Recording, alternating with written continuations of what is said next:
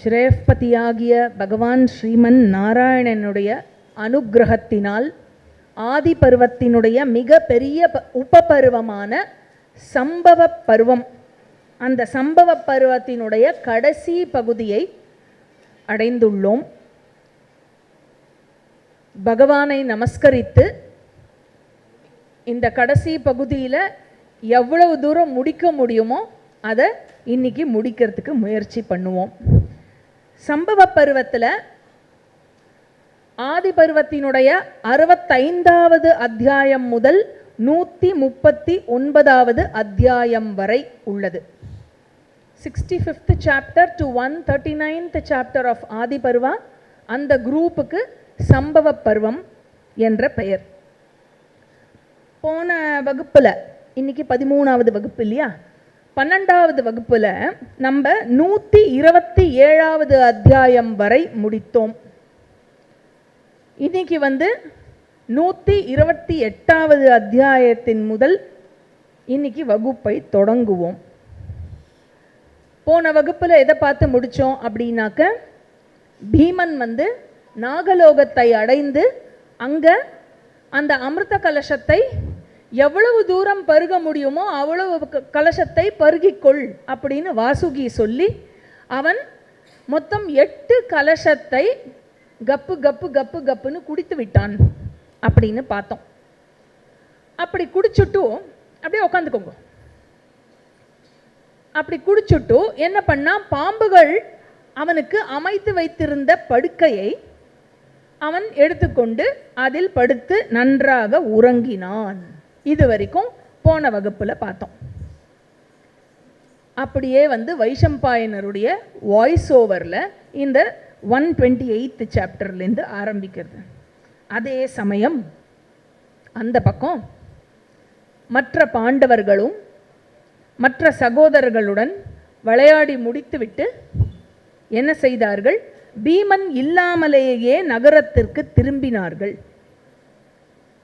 ஒரு பெரிய சைன்யத்தோட ஒரு பெரிய குரூப்பாக போனதுனால மற்ற பாண்டவர்களுக்கு என்ன ஐடியா இருந்தது மனசில் அப்படின்னாக்க, பீமன் நமக்கு முன்னராகவே சென்று இருப்பான் அப்படின்னு அவளுக்குள்ள பேசிண்டே போனான்.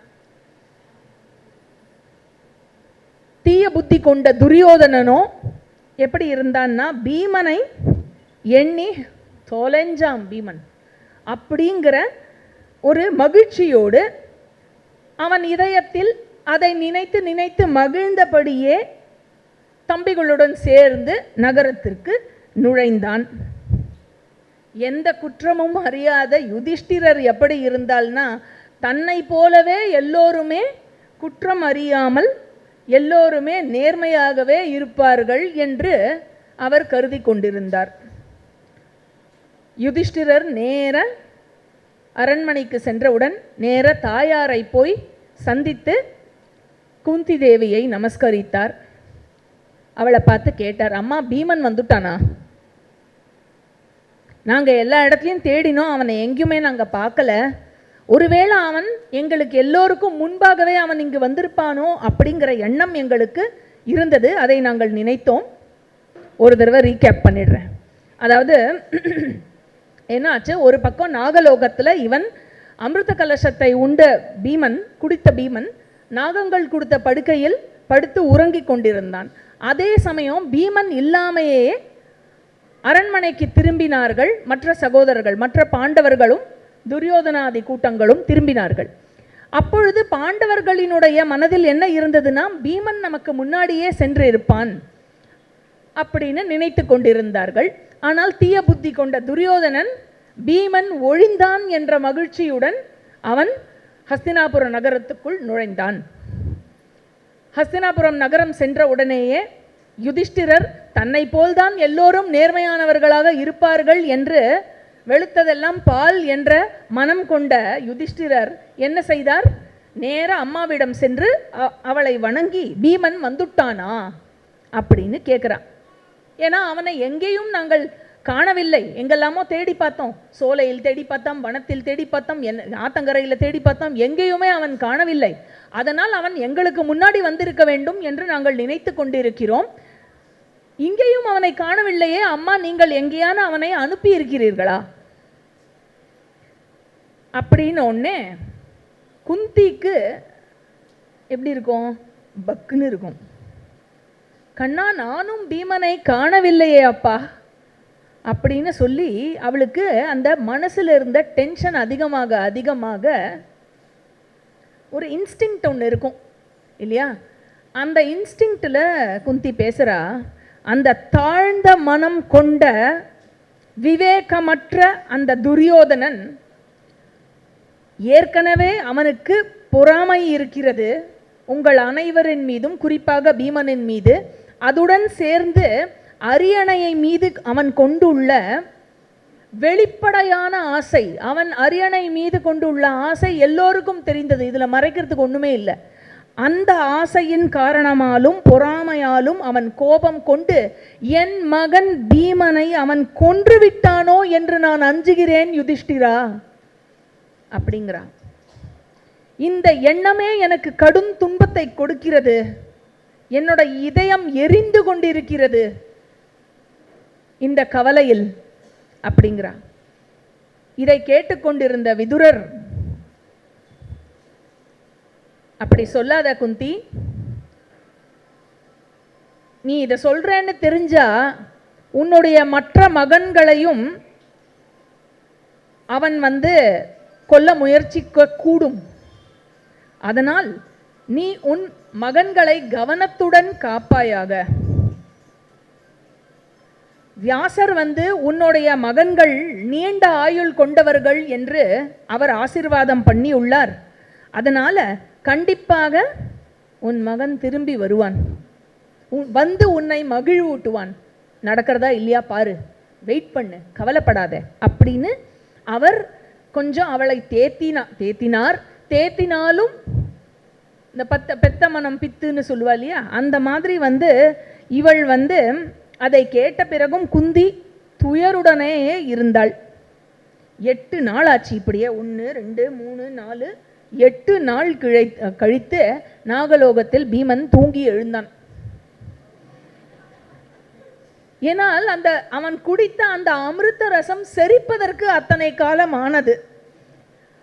அது செரித்து அவன் எழுந்தவுடன் எப்படி எழுந்தானா, அப்படி தன்னை பலசாலியாக உணர்ந்தான். அவனை சுற்றி இருந்த நாகங்கள் எல்லோரும் சொன்னார்கள், ஏ பீமா, உனக்கு நீ பருகின அமிர்த ரசத்தால் 10,000 யானை பலம் உனக்கு வந்துவிட்டது. இவ்வளவு பலம் கொண்ட உன்னை இனி போரில் யாருமே வெல்ல முடியாது அப்படின்னு சொல்லிட்டு, சரிப்பா குளிச்சு தூங்கி எழுந்திருக்க, குளிச்சுட்டு நல்லா ட்ரெஸ் பண்ணிட்டு ஆற்றுக்கு போ. ஏற்கனவே உன்னுடைய சகோதரர்களும் அம்மாவும் துயரில் இருப்பார்கள், கவலையுடன் உன்னை காணாமல் இருப்பார்கள், அதனால் நீ கிளம்பு அப்படின்னு சொன்னான். இவ்வாறு கீழே நாகலோகத்திலிருந்து பூமியின் பரப்பிற்கு திரும்பிய பீமன் தாயிடம் விரைவாக ஓடி சென்றான். அம்மா அப்படின்னு உடனே குந்திக்கு எப்படி இருக்கும்?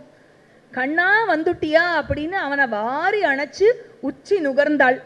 பின்னாடியே கூட இருந்த 4 சகோதரர்களையும் எல்லோரையும் ஒன்றாக அணைத்து கொண்டான். எல்லாருக்கும் ஒரே மகிழ்ச்சி. அதுக்கப்புறம் நடந்ததை எல்லாம் கூறினான். அத்தனையும் கேட்ட யுதிஷ்டிரர், எல்லாருக்கும் கோபம் வரும், விஷம் வச்சு கொண்டு இருக்கான் அப்படின்னா எவ்வளோ கோபம் வரும். அதனால் எல்லாருக்கும் கோபம் வரும்போது யுதிஷ்டிரர் சொன்னார், அனைவரும் அமைதியாக இருங்கள், இதை பற்றி யாரும் யாரிடமும் பேசக்கூடாது. இன்றிலிருந்து நாம் எப்படி இருக்க வேண்டும் என்றால், ஒருவருக்கொருவர் கவனத்துடன் நம்மை பார்த்து கொள்ள வேண்டும், காத்து கொள்ள வேண்டும். அதனால் நம்மிடையில் எந்த வகையிலும் கவனக்குறைவானது ஏற்படாத வண்ணம் இருக்க வேண்டும் அப்படிங்கிறதுக்காக விதுரர் என்ன பண்றார், அவளுக்கு நல்ல ஆலோசனைகளை வழங்கி அவளுக்கு சில ஐடியாஸ் டிப்ஸ் எல்லாம் உபதேசமாக கொடுக்கிறார். கொஞ்ச காலம் கழிந்தது. மறுபடியும் பீமனை விஷம் வைத்து கொள்ள முயற்சித்தான் துரியோதனன்.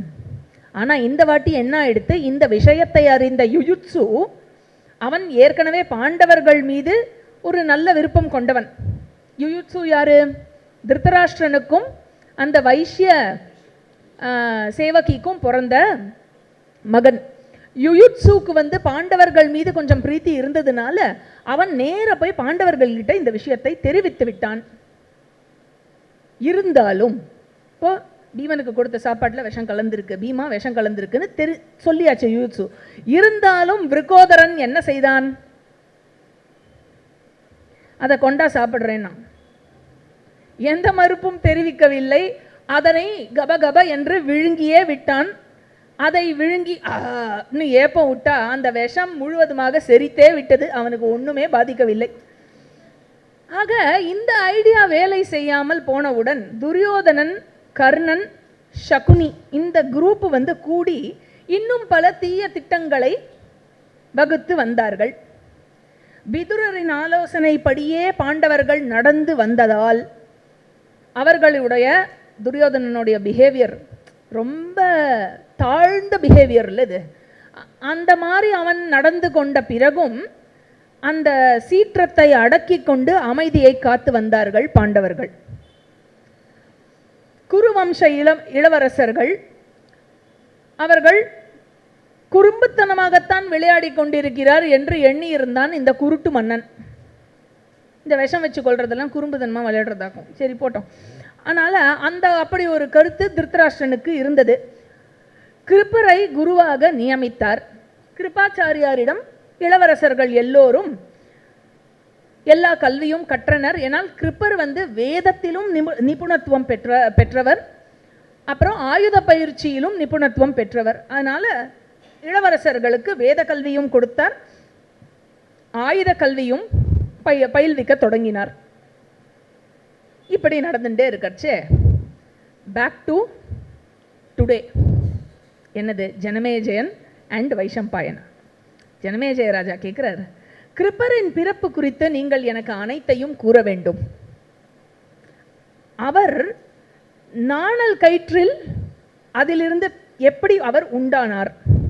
அவர் ஆயுதங்களை எவ்வாறு அடைந்தார்? அந்த வில்லுடைய நாணல் இருக்கு இல்லையா, அதிலிருந்து அவர் பிறந்ததாக சொல்கிறீர்களே, அவர் எப்படி பிறந்தார்? எப்படி எல்லா ஆயுதங்களையும் அடைந்தார்?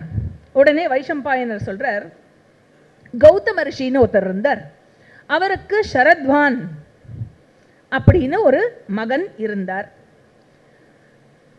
ஷரத்வான் என்பவர் வேதத்தில் நிபுணத்துவம் பெறாவிட்டாலும் அந்த ஷரத்வான் அம்புகளுடனேயே பிறந்ததுனால், அவர் பிறக்கும்போது ஆயுதத்தோட பிறந்ததுனால மற்ற கல்வியை காட்டிலும் மற்ற கல்வியில் அவர் நாட்டம் கொள்ளவில்லை. இந்த ஆயுத கல்வியில் மட்டும் அவர் நாட்டம் கொண்டவராக, மிகுந்த நாட்டம் கொண்டவராக இருந்தார். அவருடைய மாணவ பருவத்தில் கடும் தவத்தினால் ஆயுதங்களை அடைந்தார். அவர் எவ்வளவு தபஸ் பண்ணார் அப்படின்னாக்க இந்திரனுக்கே பயம் வந்துவிட்டது. அச்சமடைந்த இந்திரன் என்ன செய்தான்? ஜாலவதி என்ற அப்சரஸை அனுப்பினான் அவருடைய தபஸை கலைக்க. யாருடைய தபஸை கலைக்க? ஷரத்வானினுடைய தபஸை கலைக்க ஜாலவதியை அனுப்பினான்.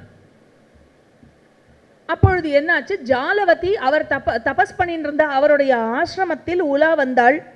ஒற்றை வஸ்திரத்தில் சுத்தி கொண்டிருந்த அவளை பார்த்ததும் இவருடைய கண்கள் பெரிதாக விழித்து இவருக்கு உணர்ச்சி மிகுந்து கொண்டிருப்பதை இவர் உணர்ந்தார். அம்புகள் அஸ்திரங்கள்லாம் கையிலேருந்து நழுவி கொண்டன. இதெல்லாம் ஆறத பார்த்த உடனே அவர் தபஸ்வி இல்லையா, இப்படியெல்லாம் ஆகக்கூடாது நமக்கு அப்படின்னு தன்னுடைய உணர்ச்சிகளை தானே பொறுத்து கொண்டு கட்டுப்படுத்தி கொண்டு காத்து வந்தார் அந்த ரிஷி.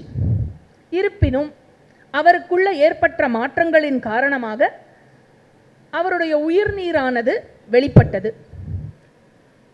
அந்த வெளியேறிய போது அவர் என்ன செய்தார்? இந்த மாதிரி மாற்றங்கள் இந்த இடத்துலயே இருக்கக்கூடாது, இதெல்லாம் நடக்கிறச்சே, அதனால இங்கேருந்து நம்ம போயிடுறது தான் நமக்கு நல்லது அப்படின்னு சொல்லிட்டு அவர் தவம் பண்ணிருந்த மான்தோல், கையில் இருந்த வில்லு, அம்பு எல்லாத்தையும் அங்கேயே போட்டுட்டு அங்கேருந்து நகர்ந்து கிளம்பும் பொழுது என்ன ஆயிடுத்து? அவருடைய உயிர் நீரானது வெளிப்பட்டு அந்த வில்லினுடைய நாணலின் மீது அது விழுந்தது. அது விழுந்தபோது பிரிந்து ரெண்டாக விழுந்ததனால் இரட்டையர்கள் உற்பத்தி ஆனார்கள். இரட்டை குழந்தை பிறந்தது. இது எந்த டைமில் இந்த இன்சிடென்ட் நடந்ததுன்னா, சாந்தனு ராஜா ஆண்டு கொண்டிருந்த டைமில் இது நடந்தது. அப்பொழுது சாந்தனு அவனுடைய படையில் பணியாற்றி கொண்டிருந்த ஒருவன் அந்த காட்டு பக்கமாக வரச்சே, அந்த மான் தோல், வில்லு, அம்பு எல்லாம் இருக்குது, ஆனால் யாரும் இல்லை. அங்கே வில்லுக்கு பக்கத்தில் 2 குழந்தை அழகாக இருக்குது. ஒரு ஆண் குழந்தை, ஒரு பெண் குழந்தை. அந்த இடத்த பார்த்த உடனே அவனுக்கு தோடித்து, அந்த பணியாளனுக்கு, யாரோ ஒரு தவம் செய்த ஒரு பிராமணன், ஆனால் இவர் ஆயுத கலையில் நிபுணத்துவம் கொண்டவராக இருக்க வேண்டும், அவருடைய குழந்தைகளாகத்தான் இது இருக்க வேண்டும், ஆனால் யார் என்று தெரியவில்லை, இந்த குழந்தைகள் காட்டில் தனியாக கிடக்கே அப்படின்னு சொல்லிட்டு அந்த குழந்தைகளை தூக்கிண்டு நேராக மன்னரிடம் செல்கிறான். அந்த குழந்தைகளினுடைய களங்கமற்ற முகத்தையும் சிரிப்பையும் கண்ட சாந்தனு மன்னன் அவர்கள் மீது இரக்கம் கொண்டு, இவர்கள் என்னுடைய பிள்ளைகளாகட்டும் என்று அவர்களுக்கு செய்ய வேண்டிய சம்ஸ்காரங்களை எல்லாம் செய்து வைத்து அவர்களை வளர்த்தான். மன்னரினுடைய கிருபையில் அவர்கள் மகனாகவும் மகளாகவும் ஏற்கப்பட்டு வளர்க்கப்பட்டதனால் அந்த மகனுக்கு கிருபகா என்றும் மகளுக்கு கிருபி என்றும் பெயர் வந்தது. சரத்வான் வேறொரு இடத்தில் சென்று தபஸை கண்டினியூ பண்ணிட்டு இருந்தார். அப்பொழுது அவருடைய தெய்வீக பார்வையால் தன் பிள்ளைகள், இந்த இரட்டையர்கள் சாந்தனு ராஜாவினுடைய வளர்ப்பில் இருப்பதாக அவர் உணர்கிறார். மன்னரிடம் நேர சென்று எல்லாவற்றையும் விளக்குகிறார். அவரே கிருப்பருக்கு ஆயுத கலையை கற்பிக்கிறார். 4 கிளைகளை கொண்ட தனுர்வித்யா, அந்த ஆயுத கலை, அஸ்திர வித்யா, அதை கற்பிக்கிறார். அந்த 4 கிளைகள் என்னன்னா, நம்பர் 1 பிரயோகம், எப்படி ஒரு அஸ்திரத்தை பயன்படுத்தணும். நம்பர் 2 சம்ஹாரம், எப்படி அழிக்க வேண்டும். நம்பர் 3 கல்பம், மந்திர பலம், எப்படி அந்த அஸ்திரத்துக்கு கொடுப்பது, அந்த பொருளுக்கு எப்படி மந்திர பலத்தை கொடுத்து அதை அஸ்திரமாக்குவது. நம்பர் 4 ரகசியம், மறைமுகமான வித்தைன்னு பேர். ஆக இந்த 4 அம்சங்களையும் கொண்ட 4 கிளைகளையும் கொண்ட அஸ்திர வித்யாவை கிருப்பருக்கு அவர் போதிக்கிறார். அதோடு சேர்த்து ஞானத்தின் பல கிளைகளையும், along with a lot of sciences, many sciences, இது எல்லாத்தையும் கிருப்பருக்கு அவர் சொல்லி கொடுக்கிறார். கிருப்பர் எல்லாத்தையும் யார்கிட்டேருந்து கற்றுக்கிறார்? அவருடைய அப்பா சரத்வான் கிட்டேருந்து கற்றுக்கிறார். ஆக திருதராஷ்டிரனுடைய 100 மகன்களும், பாண்டவர்களும், யாதவர்களும், விஷ்ணு குலத்தை சேர்ந்தவர்களும், மற்ற எல்லா ராஜாக்களும் எல்லோரும் கிருபாச்சாரியாரிடம் இருந்தே கல்வி கற்க ஆரம்பித்தார்கள். பீஷ்மர் என்ன பண்ணார்? கிருபாச்சாரியாரிடம் இவர் பயின்று வந்தாலும் இன்னும் கொஞ்சம் மேன்மையான கல்வி, இன்னும் நிபுணத்துவம், ஹையர் எஜுகேஷன், மேன்மையான கல்வியை தன் பேரப்பிள்ளைகள் பெற வேண்டும், சக்தி பெற வேண்டும், நிபுணத்துவம் பெற வேண்டும்.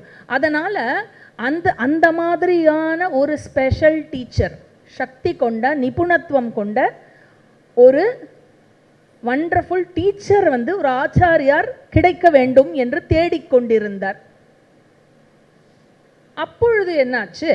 அதே சமயத்தில் பரத்வாஜரினுடைய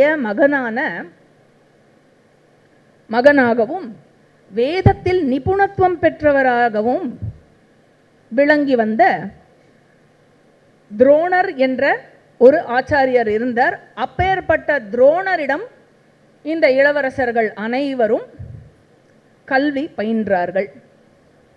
துரோணர் அவர்களை தன்னுடைய சீடர்களாக ஏற்றுக்கொண்டு துரோணர் அவர்களுக்கு ஆயுத கல்வியும் அது சம்பந்தமான அனைத்து அறிவியல்களையும் பயில்வித்தார். மிக மிக குறுகிய காலத்திலேயே இவர்கள் எல்லோரும் ரொம்ப வேகமாக கத்துண்டா எல்லா வித்தையும். உடனே ஜனமேஜய ராஜா கேட்குறார், துரோணர் எப்படி பிறந்தார்? ஆயுதங்களை அவர் எப்படி அடைந்தார்? அண்ட் அவர் குரு வம்சத்துக்கு எப்படி வந்தார்? ஏன் வந்தார்? அவருக்கு அஸ்வத்தாமன் என்ற ஒரு மகன் இருந்தானே, அவன் எப்படி பிறந்தான்? ஸோ மொத்த ஹிஸ்ட்ரி கேட்குறார். ஹிஸ்ட்ரி ஆஃப் துரோணா எனக்கு நீங்கள் ஃபுல்லாக சொல்லுங்கோ.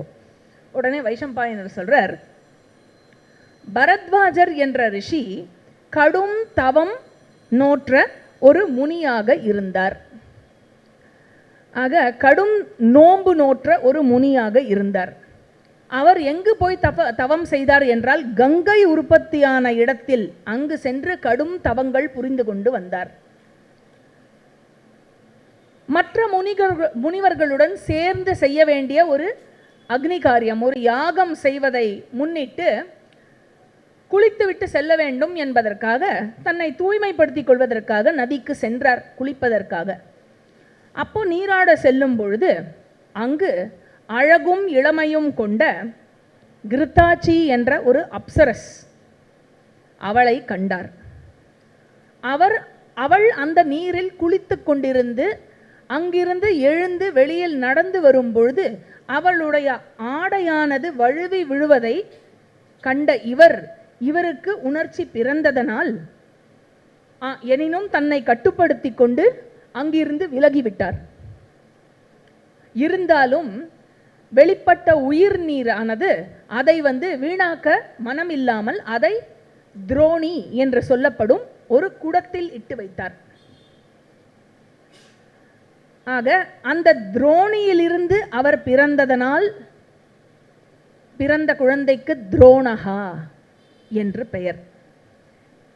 துரோணாச்சாரியார் வேதம் அதனுடைய கிளைகளுடன் சேர்ந்து படித்து அதில் நிபுணத்துவம் பெற்றிருந்தார். ஆயுத கலையில் இவரை போன்று யாரும் இல்லை என்று சொல்லும் அளவிற்கு நிபுணத்துவம் கொண்டவராக இருந்தார். பரத்வாஜரே அப்படிதான் இருந்தார். பரத்வாஜர் என்ன பண்ணார், அக்னிவேஷர் அப்படிங்கிற ஒரு ரிஷிக்கு, அக்னியிலிருந்து பிறந்தவர் அவர், அக்னிவேஷருங்கிற ரிஷி, அவருக்கு ஆயுதத்தை கற்றுக் கொடுத்தார். பரத்வாஜர் அக்னிவேஷருக்கு கற்றுக் கொடுத்தார் அஸ்திர வித்யாவை. அக்னேய அப்படிங்கிற அஸ்திரத்தை கற்றுக் கொடுத்தார். ஸோ இவர் என்ன பண்ணார், அக்னிவேஷர் தன்னுடைய குருவினுடைய குழந்தையான துரோணருக்கு இந்த அக்னேய அஸ்திரத்தை கற்றுக் கொடுத்தார். மற்ற ஆயுதங்களின் ஞானத்தையும் அவருக்கு என்னெல்லாம் தெரியுமோ அதெல்லாத்தையும் கூட அந்த குழந்தைக்கு, குருவினுடைய குழந்தைக்கு கற்றுக் கொடுத்தார். பரத்வாஜர் அவருக்கு ஒரு ஃப்ரெண்ட் இருந்தார், பிருஷதஹா அப்படின்னு ஒரு மன்னன், பாஞ்சால நாட்டு மன்னன். அந்த பிருஷதனும் பரத்வாஜரும் ரொம்ப காலத்துக்கு நண்பர்களாக இருந்தார்கள். அந்த பிருஷதனுக்கு ஒரு மகன் பிறந்தான். அவன் பேரு துருபதன் பேரு. துருபதஹா தமிழ்ல சொன்னா துருபதன். துருபதன் பிறந்தான். அவன் துரோணரோட கிட்டத்தட்ட அதே ஏஜ் குரூப்ல இருந்ததுனால பரத்வாஜர் கிட்ட கல்வி கற்றுக்கொள்வதற்காகவும் துரோணருடன் சேர்ந்து விளையாடுவதற்காகவும் தினப்படி பரத்வாஜரினுடைய ஆசிரமத்திற்கு சென்று வந்தான். அந்த மாதிரி ரெண்டு பேரும் ரொம்ப நாளைக்கு ஃப்ரெண்ட்ஸ் ஆயிட்டா. கொஞ்ச காலம் கழிச்சு பிருஷதன் இறந்து போனான். துருபதன் வடக்கு பாஞ்சாலத்துக்கு அரசனானான். அப்புறம் கொஞ்ச நாள் கழிச்சு பரத்வாஜரும் இறந்து போனார். பரத்வாஜரும் இறந்து போனதுக்கு அப்புறம் துரோணர் தந்தையினுடைய ஆசிரமத்திலேயே கடும் தவம் செய்து அங்கேயே இருந்து வந்தார். அவருடைய ஆயுத ஆய்வுகளை அங்கேயே செய்து கொண்டு வந்தார். பிள்ளை பெறும் விருப்பமும் கொண்டவராக இருந்ததனாலும் அவருடைய அப்பா சொன்னதனாலும் அவருடைய அப்பாவின் விருப்பத்துக்கு ஏற்ற மாதிரி கிருபியை, சரத்வானினுடைய மகளான கிருபியை மணந்து கொண்டார். கிருபி எப்பேற்பட்டவள் என்றால் மிக மிக அறம் சார்ந்த ஒரு பெண்ணாக இருந்தாள். அப்புறம் வைஷம்பாயனர் சொல்றார், அவள் அக்னிஹோத்திரம் செய்பவள். அக்னிஹோத்திரம் செய்பவள் அப்படின்னு என்ன அர்த்தம்? அவளுக்கு உபநயனம் ஆயிருக்கணும், வேதத்தியாயனம் பண்ணியிருக்கணும் அவோ, இல்லையா? அப்புறம் துரோணர் சொல்றார் குறுகிய கூந்தல் கொண்டவள் அப்படிங்கிற, ஷார்ட் ஹேர். ஸோ அப்போவே அதனால அப்படி இருந்த அண்ட் நிறைய கடுந்தவங்கள் புரிபவள் அப்படி இருந்த கிருபியை மணந்தார் துரோணர். துரோணருக்கும் கிருபிக்கும் அஸ்வத்தாமன் என்ற மகன் பிறந்தான். அவன் பிறக்கும் பொழுதே அந்த குழந்தை வந்து உச்சைஸ்ரவஸ் குதிரை போல், உச்சைஸ்ரவஸ் ஞாபகம் இருக்கும் இல்லையா, கருடன் அண்ட் நாகர்களினுடைய கதை, கத்ரு மாதா வினதாவுடைய கதை வச்சு, உச்சைஸ்ரவசினுடைய குரலை போல் அந்த குழந்தை வந்து கனைத்தது போல் அழுதுதான். உச்சைஸ்ரவசோட குரல் மாதிரி இருந்துதான். அதனால அசரீரி சொல்லித்தான் இந்த குழந்தைக்கு அஸ்வத்தாமா என்று பெயர் அப்படின்னு. ஸோ துரோணர் தன்னுடைய வாழ்வையே ஆயுத அறிவியல் ஆராய்ச்சிக்காக சமர்ப்பித்து அவர் வாழ்ந்து வந்தார். அந்த காலத்தில், அந்த சமயத்தில் ஆயுதம் தாங்கியவர்களில் இந்த உலகத்திலேயே முதன்மையாக விளங்கிய மகரிஷி ஜமதக்னியினுடைய மகனாகிய பரசுராமர் என்ன பண்ணாரா, அவரிடம் இருந்த எல்லா செல்வங்களையும் பிராமணர்களுக்கு கொடுத்து விடுவதாக அறிவித்தார். ஸோ யாரெல்லாம் வரேளோ, உங்களுக்கு என்கிட்டேருந்து என்னென்ன வேணுமோ எடுத்துக்கலாம், என்கிட்ட இருக்கிற சொத்து இதுதான், இதில் நீங்கள் முதல்ல வந்தேன்னா நான் உங்களுக்கு முதல்ல கொடுத்துருவேன், உங்களுக்கு என்ன வேணுமோ எடுத்துன்னு போகலாம், இந்த ஒரு அறிவிப்பை விட்டிருந்தார். இதை கேட்ட உடனே துரோணர் விரைந்தோடினார் மகேந்திர மலைக்கு. அங்கு பார்கவ குலத்தை சேர்ந்த பரசுராமரை சந்தித்தார். அங்கே வந்து உடனே தன்னை இன்ட்ரடியூஸ் பண்ணிக்கிறார். அபிவாதையை சொல்லியிருப்பார் நினைக்கிறேன். ஏன்னா அவருடைய அங்கிரஸ் ரிஷியினுடைய வம்சத்தில் வந்தவன் அப்படிங்கிறத முதல்ல சொல்லி, கோத்திரத்தை சொல்லி, அதுக்கப்புறமா நமஸ்காரம் பண்ணிட்டு என்னுடைய பெயர் துரோணா அப்படிங்கிறார். எதுக்காக நான் இங்கே வந்திருக்கேன்னா உங்களிடம் இருந்து செல்வம் பெற விரும்பி நான் இங்கு வந்திருக்கிறேன் அப்படிங்கிறார். உடனே வந்து எல்லாத்தையும் கொடுத்துட்டேனே நான் பிராமணாளுக்கு அப்படிங்கிறார் பரசுராமர். எல்லாத்தையும் பிராமணாளுக்கு கொடுத்துட்டு இந்த ஆழிகள் சூழ்ந்த உலகத்தை கஷ்யப ரிஷிக்கு கொடுத்தேன் அப்படின்னா என்ன அர்த்தம்? எல்லாத்துக்கும் அதிபதி வந்து அவர்தான் இல்லையா, உலகத்தை வந்து இன்னொருத்தருக்கு கொடுத்தாராம். ஆக கஷ்யப ரிஷிக்கு அவருக்கும் கொடுத்துட்டேன். இனி எஞ்சி இருக்கிறது என்னன்னா என்னுடைய உடம்பும் அஸ்திரங்களும் தான் பாக்கி இருக்கு, மற்றபடி என்கிட்ட வேற எந்த செல்வமும் இல்லை. இவ்விரண்டில் எது உனக்கு வேண்டும் அப்படின்னு கேட்ட உடனே துரோணர் சொன்னாராம், எனக்கு எல்லா அஸ்திரங்களும் வேண்டும், அதை எப்படி ஏவும் முறை, எப்படி திரும்ப பெறும் முறை, இதையும் நீங்கள் எனக்கு சொல்லி கொடுத்துடணும் அப்படின்னு கேட்டாராம் துரோணர். அப்படியே ஆகட்டும் அப்படின்னு சொல்லி ஒவ்வொரு அஸ்திரத்தையும் அதனுடைய பயன்பாட்டு முறைகளையும் சேர்த்து துரோணருக்கு போதித்தார். யாரு? பரசுராமர். இதில் மன நிறைவு கொண்ட துரோணர் நேர என்ன பண்ணார், தன்னுடைய நண்பனாக இருந்த துருபதனை காண்பதற்காக அந்த பாஞ்சால தேசத்தின் நகரத்திற்கு விரைவாக பயணித்தார்.